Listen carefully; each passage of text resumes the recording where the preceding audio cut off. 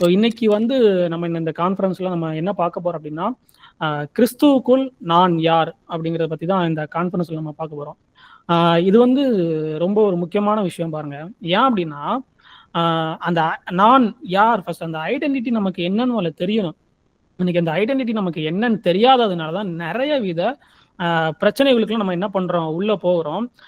முக்கியமா இந்த ஐடென்டிட்டி நம்ம ஐடென்டிஃபை பண்ணும்போது, அதை அட்ரஸ் பண்ணும்போது இன்னொரு விஷயம் சேர்ந்து அட்ரஸ் பண்ணும். அது என்னன்னா பயம். இன்னைக்கு வந்து நமக்கு இன்னைக்கு எல்லாருக்குமே பயம் அப்படிங்கிறது எங்க இருந்து தான் வருதுன்னா, அந்த ஐடென்டிட்டி அப்படிங்கிறது வந்து சேர்ந்து வர்றதா இருக்குது. ஸோ இந்த பயத்தையும் இந்த ஐடென்டிட்டியும் இன்னைக்கு வந்து நம்ம என்ன பண்ண போறோம், அட்ரஸ் பண்ண போறோம்.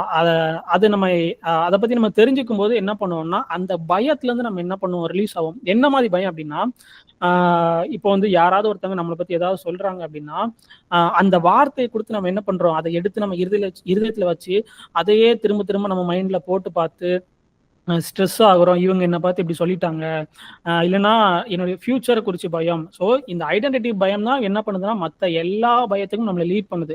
ஃபியூச்சரை குறித்த பயமா இருக்கலாம், கெரியரை குறித்து பயமா இருக்கலாம், இல்லைன்னா பற்றாக்குறை குறித்து, அந்த ஃபைனான்சியல் குறித்த பயம் எல்லாமே எதோட தொடர்புடையதுன்னா இந்த ஐடென்டிட்டியோட என்ன பண்ணுது, ஒரு தொடர்புல தான் இருக்குது. நன்மை தீமை அறிவோட முதல் வெளிப்பாடே சுயமும் பயம் தான். ஸோ நம்ம அதை என்ன பண்ணணும், கண்டிப்பா அட்ரஸ் பண்ணணும். ஸோ அது எப்படிதான் அட்ரஸ் பண்ணும் அப்படின்னா, அதாவது ஆண்டவர் நம்மளை எதுக்கு படைச்சிருக்கிறாரு, நம்மளுடைய ஆண்டவருக்குள்ள நம்மளுடைய ஐடென்டிட்டி என்ன அப்படின்னு தெரியும் போது நம்ம என்ன பண்ணுவோம்னா, கரெக்டா அதை நம்ம புரிஞ்சு கொள்ளும் போது, அதை அறிந்து கொள்ளும் போது நம்ம வந்து என்ன பண்ணப்படுவோம்னா, கரெக்டா இணைக்கப்படும். எப்படி அப்படின்னா, நீங்க வந்து உங்களோட ஐடென்டிட்டியை வேற ஒரு விஷயத்தோட என்ன பண்ணிருப்பீங்க, இணைச்சு வச்சிருப்பீங்கன்னா ஒரு இன்ஃபர்மேஷன் உங்க மைண்ட்ல இருக்கும். இல்ல அது தப்பு, அது என் ஐடென்டிட்டி கிடையாது, இதுதான் என் ஐடென்டிட்டின்னு சொல்லி பைபிள்ல இருந்து ஆண்டவர் நம்மளை பத்தி என்ன சொல்லியிருக்கிறாரு அப்படின்னு சொல்லி நம்ம படிச்சு தெரிஞ்சுக்கும் போது நம்ம என்ன பண்ணுவோம்னா, நம்ம கரெக்டா இடத்துக்கு அதை புரிஞ்சுப்போம். அந்த இதுதான் என் ஐடென்டிட்டின்னு சொல்லி நம்ம பிரெயின் வந்து ரீவயர் ஆகும், கரெக்டான சிஸ்டம்க்கு என்டர் ஆகும். நம்மளுடைய ஐடென்டிட்டி வந்து நான் ஒரு ஆவி, நான் வந்து ஸ்பிரிட், நான் வந்து ஒரு ஸ்பிரிட் பீயிங் அப்படிங்கிறத நம்மளுடைய ஐடென்டிட்டி. இன்னொரு வசனம் சொல்லுது, கிறிஸ்து நம்ம வந்து இயேசு கிறிஸ்துவ விசுவாசிக்கிறதுனால நம்ம எல்லாரும் என்ன ஆக்கப்பட்டிருக்கிறோம்னா, தேவனுடைய பிள்ளைகள் ஆக்கப்பட்டிருக்கிறோம்.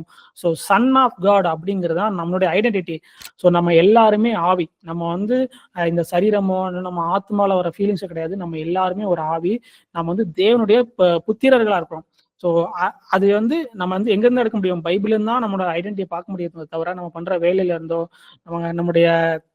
நம்ம கையில இருக்கிற அசட்ஸை வச்சு நம்ம என்ன பண்ண முடியாது, நம்ம ஐடென்டிட்டி வராது.